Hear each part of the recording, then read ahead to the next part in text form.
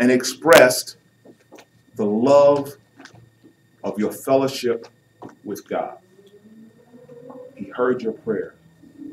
He was in his word. It showed your fellowship, your love for the fellowship between you and God. Now, all of this is the Godward side of Calvary. Christ was our burnt offering. He was our grain offering. He was our peace offering. And God accepted that. Now, let's look at the man side of Calvary.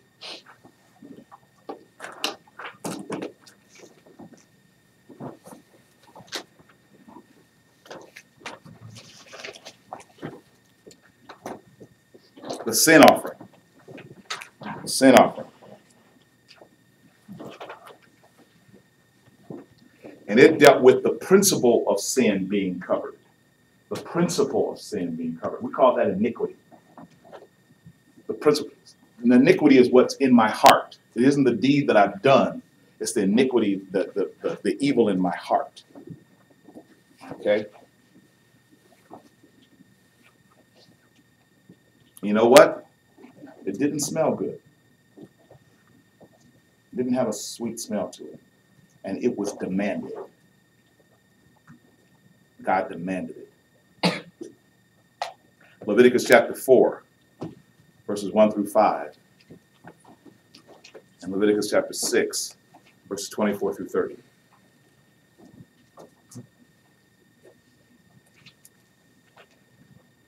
Now this was made for sins that you did unknowingly. Somebody tell me a sin that you do unknowingly.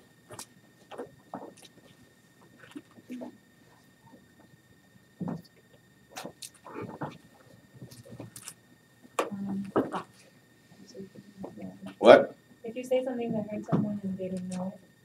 Yeah, that's a trespass against a person. But what do you do against God?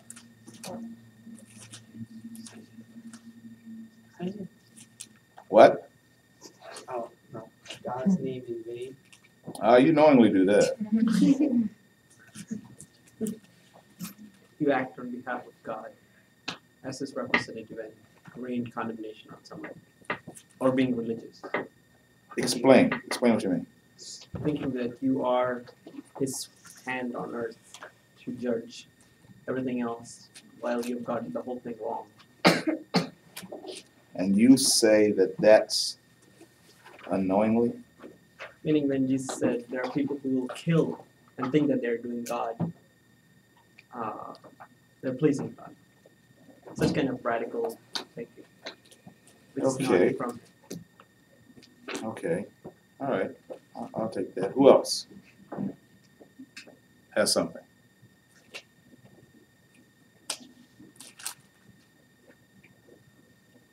You do something which is completely innocent, but someone stumbles in their faith because of your activity. If someone has an addiction to collecting comic books, and you talk about comic books constantly. Okay.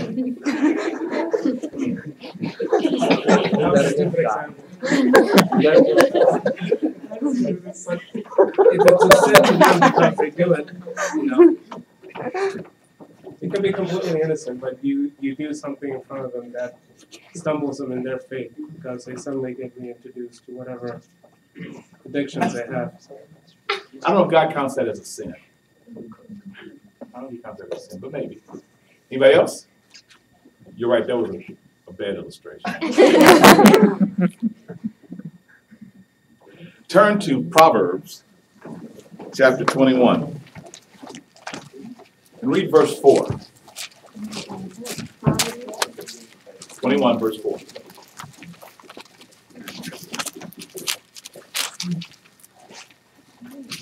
A haughty look, a proud heart, and the plowing of the wicked are sin. Guess what? Everything is a sin before God.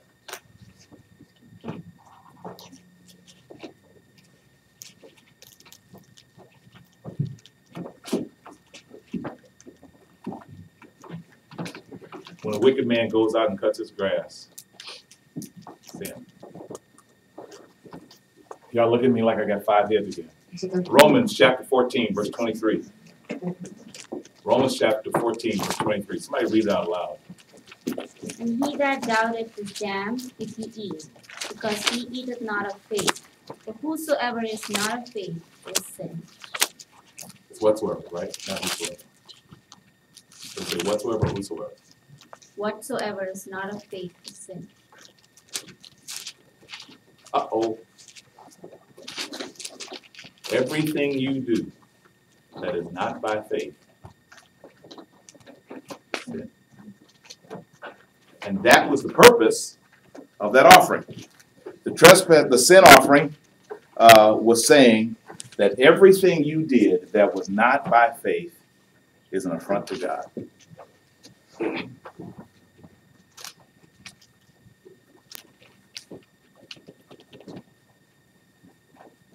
Really not good to be a sinner. The offerings that Job did, those were sin offerings? Well, Job was not under the covenant. Job was a contemporary of Abraham, so the law was not given. And what happens when there is no law given?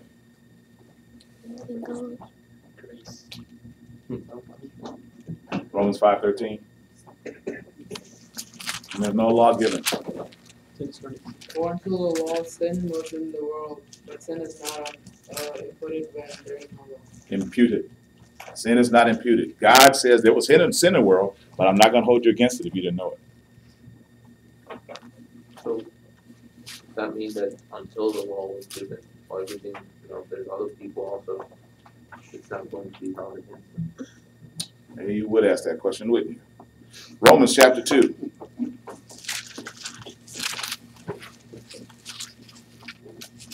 Did everybody understand this question? Say it again, Prince. Question that, why don't we just read Romans chapter 2? They don't understand the question when it's answered. He doesn't want to answer that. Well, his question is basically, remember that there were people living other than Jacob and Abraham until the law was given. Were their sins is not held against them? So. Okay, Romans chapter 2, verse 14.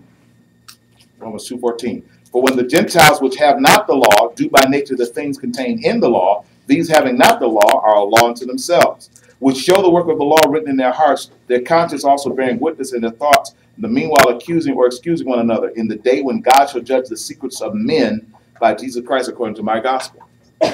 So what is it saying there is? That every person has a conscience, and the law of God is written on their hearts. When man institutes a moral law, he is actually instituting a law that God has given.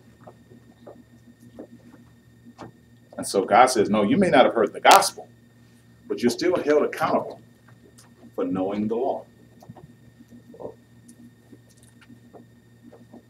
the last line you said, when man puts a law, it's because of is that always true? No, it's not. Like there's laws that man put down that are totally against, let's say.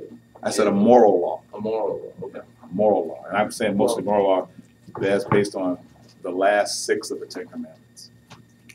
Can't be the first 4, last 6. Okay.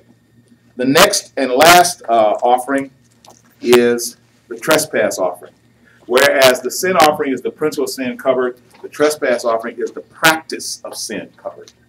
It's the practice of sin covered. It also was demanded. References are Leviticus chapter 5, verses 14 through 16, and chapter 7, verses 1 through 7.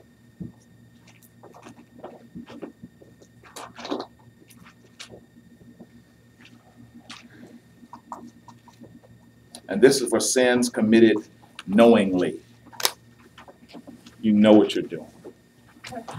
Okay? Sorry, do you have references for peace offering? Didn't I give you? No. Yeah, Leviticus 3, 1 through 17, and chapter 7, verses 11 through 21.